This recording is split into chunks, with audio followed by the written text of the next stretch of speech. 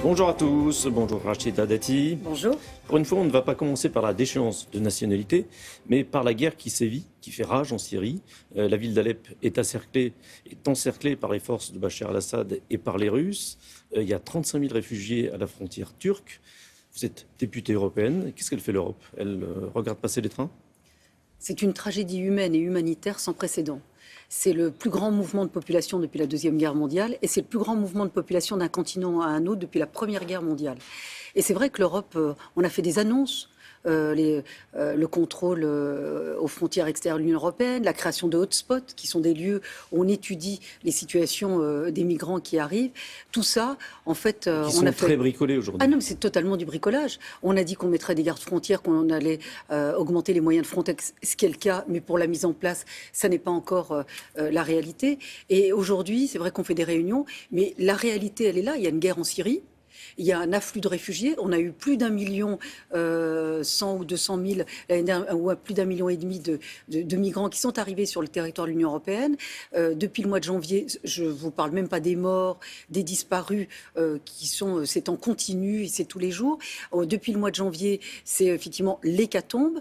Et de toute façon, les migrants, on les aura, ou en tous les cas, pour la plupart, ils sont déjà là. Donc aujourd'hui, il est urgent d'agir.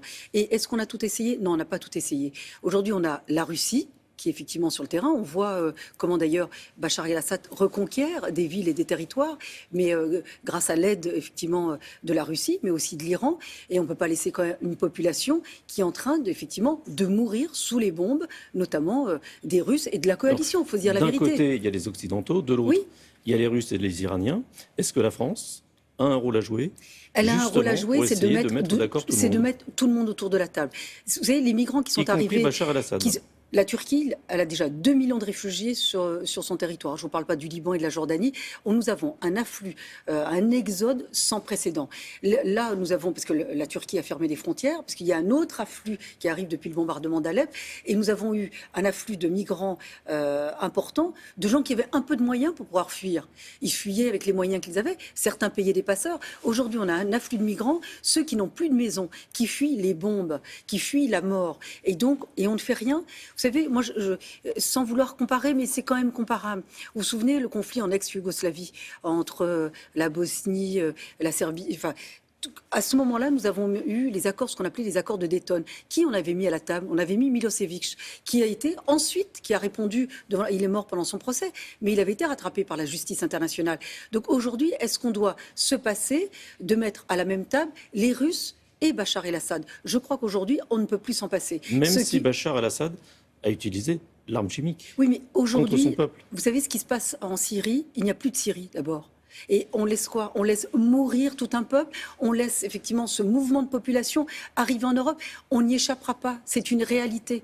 Donc aujourd'hui, il est important d'essayer aussi la solution politique. Et la solution politique, c'est de mettre tout le monde à la même table. Nous ne pourrons pas échapper à cela. De toute façon, aujourd'hui, j'allais dire, il est déjà trop tard. Il n'est pas encore trop tard pour sauver encore une partie de la population syrienne. Mais on pourra mettre tous les gardes-frontières que nous voudrons aux frontières extérieures de l'Union européenne. On pourra mettre tous les hotspots que nous voulons. On pourra faire...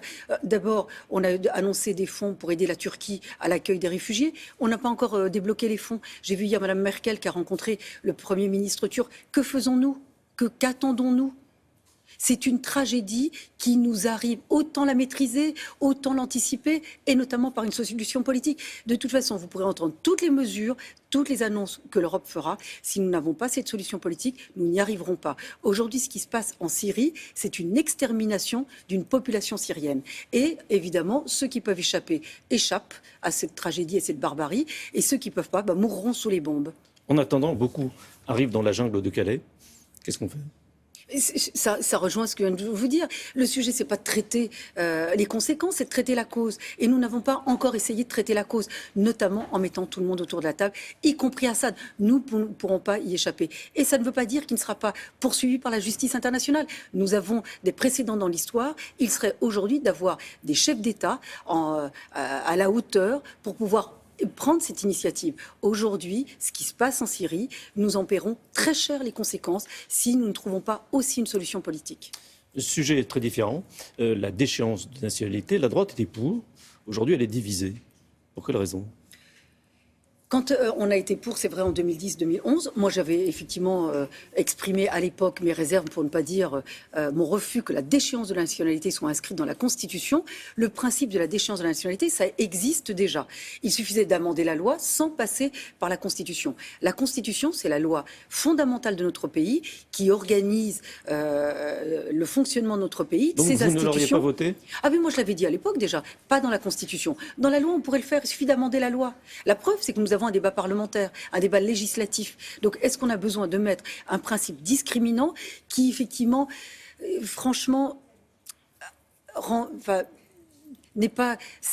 vise certains Français, même si ce ne sont pas des terroristes. Ils considèrent que la nationalité, qui pour eux, pour ceux qui sont nés français, en tous les cas, c'est extrêmement important. On a l'impression qu'on leur dit, vous n'êtes pas totalement français. Est-ce qu'on a besoin de mettre ce principe-là dans la Constitution? Faisons-le dans la loi et arrêtons de diviser un pays qui est déjà très fracturé. Le terme binational ne figure plus dans le projet. Vous savez, c'est un petit cynisme, une hypocrisie d'écriture. On dit, on met plus binationaux, mais dans l'écriture, on dit, effectivement, seront visés, on peut déchoir de sa nationalité, toute personne de nationalité française, mais ceux qui deviendront apatrides ne seront pas concernés. Donc ça veut dire quoi? En creux, ça veut dire que ne seront concernés que les binationaux. Donc, cette astuce d'écriture, je trouve, n'est pas à la hauteur des enjeux et des défis. Vous savez, moi, j'ai fait un rapport que j'ai fait voter à une grande majorité au Parlement européen sur la lutte contre la radicalisation et le terrorisme. Il y a des mesures beaucoup plus efficaces pour lutter contre le terrorisme que la déchéance de nationalité. D'abord, prenons des mesures et mettons les moyens en prison pour lutter contre la radicalisation, pour lutter contre, effectivement, la radicalisation par Internet. Voilà où sont les moyens. Voilà où la lutte peut être plus efficace. Créons des centres de déradicalisation. Ça n'existe pas. Ce qui a été annoncé, c'est de la poudre aux yeux, ça n'existe pas. Est-ce que vous avez demandé à ceux qui l'ont annoncé, notamment Manuel Valls, avec qui déradicalise-t-il, sur quel programme, sur quelle méthode, avec quels moyens, sur quel statut? Est-ce que ce sera sur l'adhésion comme un groupe de parole? Est-ce que ce sera contraint? Mais alors, par quelle voie, par quelle contrainte? Tout ça, effectivement, c'est la poudre aux yeux, ça n'existe pas. Voilà où les moyens doivent être mis. Créons des centres de déradicalisation, créons les méthodes et les programmes, mettons les moyens dans les prisons, parce que ce sont des foyers de radicalisation, mais aussi luttons contre la radicalisation sur le net. Merci. Merci. Rachida Dati.